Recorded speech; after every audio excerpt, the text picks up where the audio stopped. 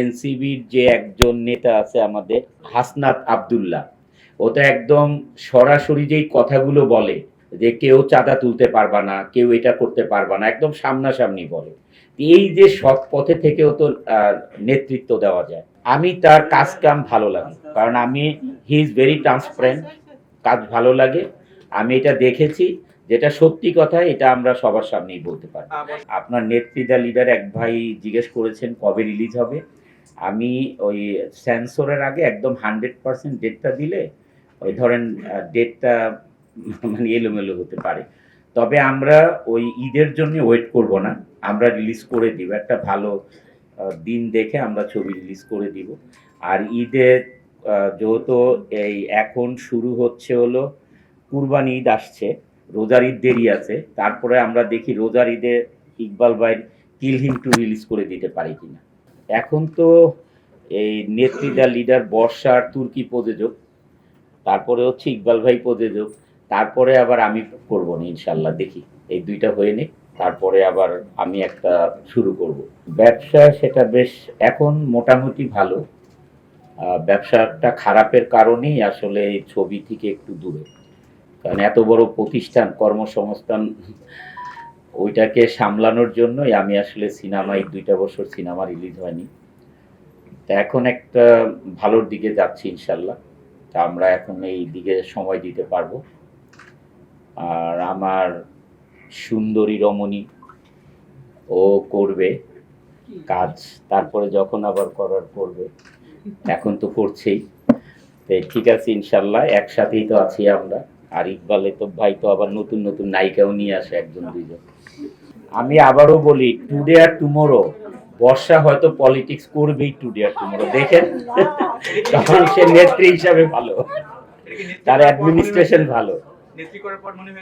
হ্যাঁ, নেত্রী করার পরে মনে হয়েছে, প্লাস এই এতগুলি বছর একসাথে তার যে মানে অ্যাটিটিউড, ক্যারেক্টার, মানুষের সাথে মিশা, সে যখন গ্রামে যায় কল্পনা করতে পারবেন না, 8 ঘন্টা 9 ঘন্টা পর্যন্ত, মানে সকালে দাঁড়ায় একদম বিকাল পর্যন্ত দাঁড়ায়, নিজের হাতে ইয়ে করে, মানে সাহায্য করে।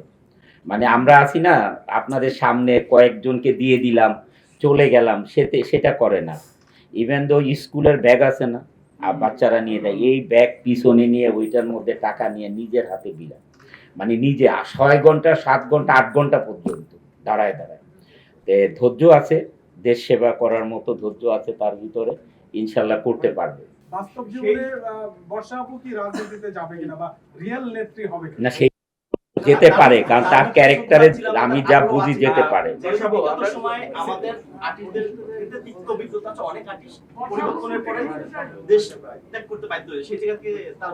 না, আসলে দেশ ত্যাগ করতে সেই বাধ্য হবে, আমরা তো ওরকম পলিটিক্স করি নাই রে ভাই।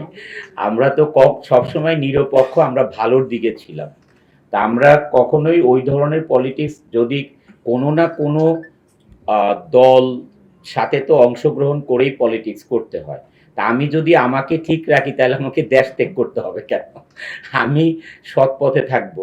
আমরা তো এই যে এখন দেখি এনসিবির যে একজন নেতা আছে আমাদের এই হাসনাত আব্দুল্লাহ, ও তো একদম সরাসরি যেই কথাগুলো বলে এগুলো তো আপনাদের সবার সামনে আসে, যে কেউ চাঁদা তুলতে পারবা না, কেউ এটা করতে পারবা না, একদম সামনাসামনি বলে। এই যে সৎ পথে থেকেও তো নেতৃত্ব দেওয়া যায়। এই ধরনের নেতৃত্ব দিলে তো আমার তো মনে হয় না জনগণ তাকে দেশ থেকে তাড়িয়ে দিবে। এটা হচ্ছে আমার বক্তব্য আর কি। আমি যদি সৎ থাকি, তাহলে জনগণ তো জানেই যে আমি একজন সৎ মানুষ, তাহলে দেশ থেকে তাড়ানোর কোনো কথা না। আমি তার কাজ কাম ভালো লাগে, কারণ হি ইজ ভেরি ট্রান্সপারেন্ট, কাজ ভালো লাগে। আমি এটা দেখেছি, যেটা সত্যি কথা এটা আমরা সবার সামনেই বলতে পারি, কারণ এটা তো আর লুকানো জিনিস না। সবসময় ফেসবুক, ইউটিউব সব জায়গায় প্রচার হচ্ছে তার, এটা আপনাদের মাধ্যমেই প্রচার হচ্ছে, আমরা